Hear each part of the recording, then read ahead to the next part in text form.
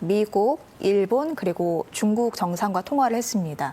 이 통화 순서에 어떤 의미가 있다고 보시는지요? 이게 통상적으로 우리나라 대통령이 취임을 하고 나면은 통상적으로는 미일 중 순서였어요. 네. 그런데 그게 한 가지 예외가 있다면 문재인 전 대통령 때 이제 중국이 먼저 들어가긴 했었고, 그게 실제로 어떤 그 정부의 외교 관계 방향의 그 기치에 반영이 되기도 했었죠, 실제로.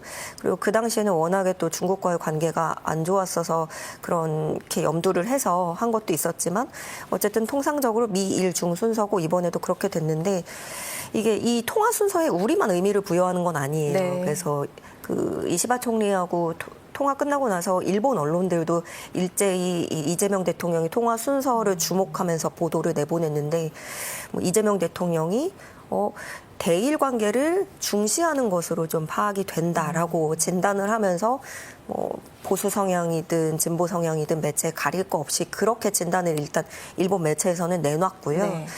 순서로는 중국이 마지막이긴 한데 시간은 제일 길게 통화를 했습니다. 맞습니다. 30분 네. 정도. 그래서 네. 이것도 어떻게 좀 의도된 거일 수도 있고요. 이렇게 그래서 그 이재명 대통령이 대선 후보 때에도 사실 이 중국에 대해서 우리나라로서는 중국이 굉장히 무역 대국이자 굉장히 안보에도 영향을 미치는 정말 중요한 나라이기 때문에 한미 동맹, 한미일 안보 협력 중요하지만 다른 나라하고 그렇게 척을 질 일이 있겠느냐 이런 식으로 언급을 한 적이 있어요. 네.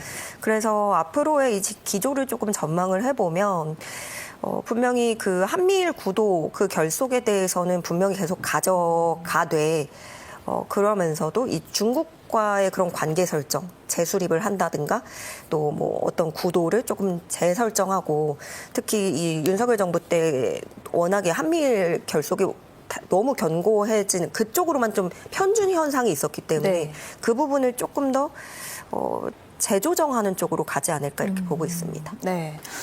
이제 이재명 대통령이 취임 엿새 만에 미일 중 정상과 통화를 했습니다. 그러니까 정상 외교에 물꼬를 텄다 이렇게 볼 수 있는데 이를 두고 이재명 대통령의 균형 외교가 이제 시동에 걸렸다 이렇게 보는 관측도 있습니다. 네, 그러니까 외교를 하면서 사실은 가장 필요한 자세인 것 같아요. 그러니까 적국을 만들 필요도 없고 그리고 다른 나라한테 어떤 명분을 쥐어줄 필요도 없고요. 네. 예.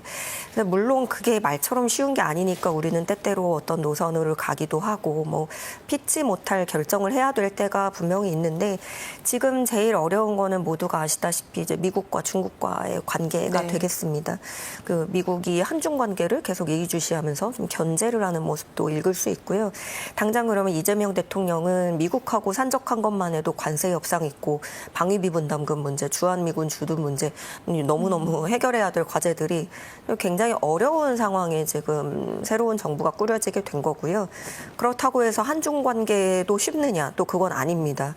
그동안의 과거, 지금까지 좀 한미일까지 동맹을 중시를 하면서 어떻게 보면 좀 이제 중국과 또 러시아까지의 관계는 좀 등한시된 측면이 있었다. 그 사이에 어떤 공백이 생겨버렸고 그리고 중국과도 우리가 대중무역 수출을 굉장히 그런 의존을 많이 하는 나라이기도 한데다가 지금 기술 인력 유출이라든가 또 그 서해 그 바다의 그 불법 구조물 네. 설치라든가 여러 가지 갈등 요소 또 첨예하게 좀 대화하고 해결해야 될 문제들이 산적해 있어서 이것도 또 쉽지 않은 부분이고요.